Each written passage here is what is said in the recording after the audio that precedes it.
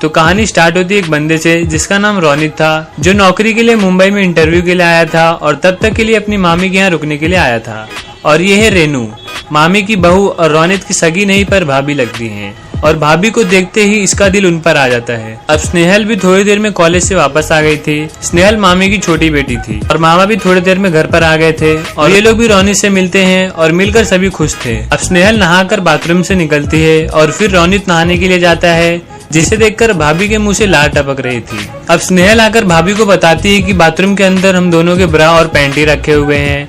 तो भाभी बोलती है अब तक तो उसे हमारे गोले के वजन का अंदाजा तो हो ही गया होगा। अब रोनित भी अंदर इन दोनों के ब्रा के साथ ही लगा हुआ था। अब बाद में भानु भैया भी घर आ गए थे और वो भी रोनित से मिलते हैं। अब रात को सब मिलकर खाना खाते हैं और थोड़ी बहुत बातें करने के बाद सब सोने का बंदोबस्त करते हैं। और मामा रोनित को बताते हैं मुंबई के घर छोटे रहते हैं तो छोटी जगह पे ही हम एडजस्ट करके सो जाते हैं और प्राइवेसी के लिए बीच में पर्दा लगा देते हैं। अब सोने के टाइम भानु और रेनू भाभी उसी पर्दे के बीच जमकर सेक्स करते हैं, जिसकी आवाज सभी को सुनाई दे रही थी और रोनित को भी इनकी आवाजें आती हैं और ये सुनकर ही ये मजे लेता है। अब अगले दिन भानु और मामा काम पे चले जाते हैं और स्नेहल भी कॉलेज चली जाती है और रोनित भी इंटरव्यू पे जाने के लिए रेडी था। और जैसे ही भाभी से खाना देने आती है ये तो अलग ही खो जाता है और कुछ भी इमेजिन करने लगता है।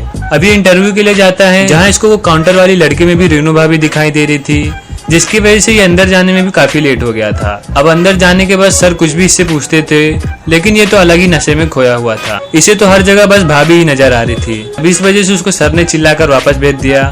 और यहाँ मामी रेनू भाभी को बोलती है कुछ लाज शर्म नाम की चीज है कि नहीं, हम तो रोज रात को कान बंद कर लेते हैं, लेकिन घर में मेहमान आया हुआ था, वो तुम दोनों के बारे में क्या सोचेगा। तो भाभी बोलती है आपके ही बेटे की गलती है, हर रोज 3-3 बार करते हैं, कभी कभी तो मुंह में भी। मामी बोलती है छी।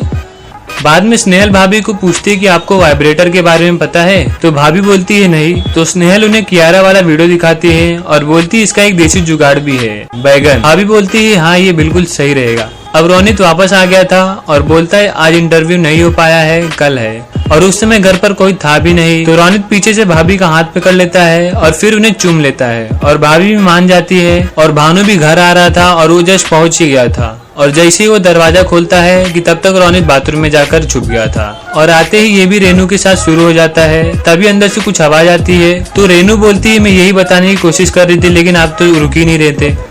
अब शाम को खाने में बैगन बना हुआ था तो मामी बोलती है बैगन तो भाभी को नहीं पसंद। तो स्नेहल बोलती है भाभी को इसके फायदे का पता चल गया है। अब रोनित भानु को बाहर ले जाकर उसके ड्रिंक में कुछ मिलाकर उसे पिला देता है। और जब ये उसे घर लेकर आता है तब तक सब सो गए थे और ये भानु को बाथरूम में ही सुला देता है और खुद भाभी के पास आकर जमकर सेक्स करता है और दोनों खूब एंजॉय करते हैं।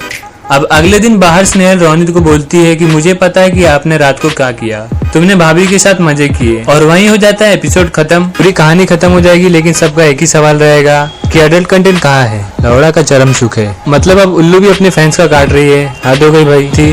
पूरी कहानी बस टाइम पास से भरी थी, आपको देखते देखते ही बोर आ जाएगा। तो इसी के साथ वीडियो खत्म होता है। वीडियो पसंद आई तो प्लीज सब्सक्राइब कर दे और लाइक कर दे और कमेंट करके जरूर बताए कि आपको ये वेब सीरीज कैसी लगी।